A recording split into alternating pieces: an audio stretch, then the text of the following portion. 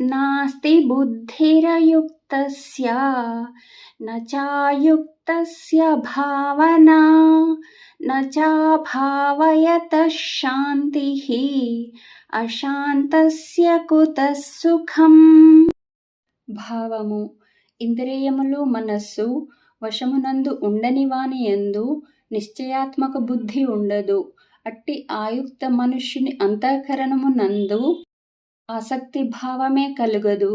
తద్భావనాహీనుడైన వానికి శాంతి లభింపదు.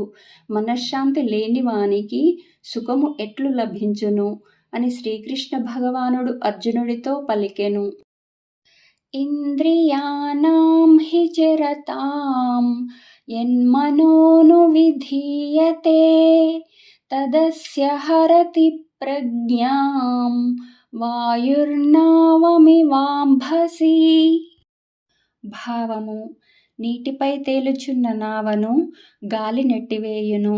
అట్లే ఇంద్రియార్థములయందు సంచరించు ఇంద్రియములలో మనస్సు ఏ ఒక్క ఇంద్రియముతో కూడియున్ననో ఆ ఒక్క ఇంద్రియమే మనోనిగ్రహము లేని మనుజుని బుద్ధిని అనగా విచక్షణా శక్తిని హరించి వేయును అని శ్రీకృష్ణ భగవానుడు అర్జునుడితో పలికెను. తస్మాద్యస్య మహాబాహో నిగృహీతాని సర్వశః ఇంద్రియాణీంద్రియార్థేభ్యః తస్య ప్రజ్ఞా ప్రతిష్ఠితా. భావము: కనుక ఓ అర్జున, ఇంద్రియములను ఇంద్రియార్థముల నుండి అన్ని విధములుగా పూర్తిగా నిగ్రహించిన పురుషుని యొక్క బుద్ధి స్థిరముగా నుండును అని శ్రీకృష్ణ భగవానుడు అర్జునుడితో పలికెను.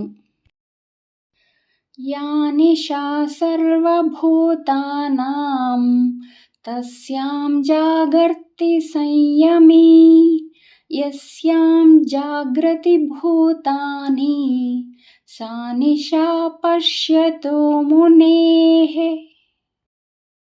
భావము: నిత్యజ్ఞాన స్వరూప పరమానంద ప్రాప్తియందు స్థితప్రజ్ఞుడైన యోగి మేల్కొనియుండును. అది ఇతర ప్రాణులన్నింటికిని రాత్రితో సమానము.